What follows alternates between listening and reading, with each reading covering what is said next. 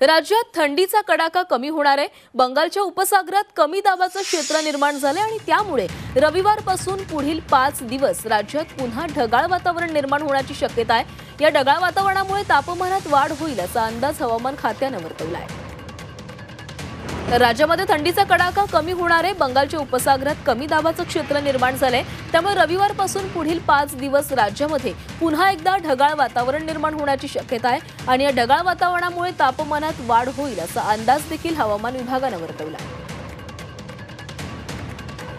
रविवारपासून राज्यामध्ये पुन्हा एकदा ढगाळ वातावरण होणार आहे आणि या ढगाळ वातावरणामुळे तापमानात देखील वाढ होणार आहे। त्यामुळे सध्या मुंबईमध्ये काहीशी थंडी जाणवत होती, मात्र आता थंडीचा जोर आता कमी होताना दिसणार आहे। पुढील 5 दिवस राज्यामध्ये ढगाळ वातावरण पाहायला मिळणार आहे। बंगालच्या उपसागरामध्ये कमी दाबाचा पट्टा निर्माण झाला आहे।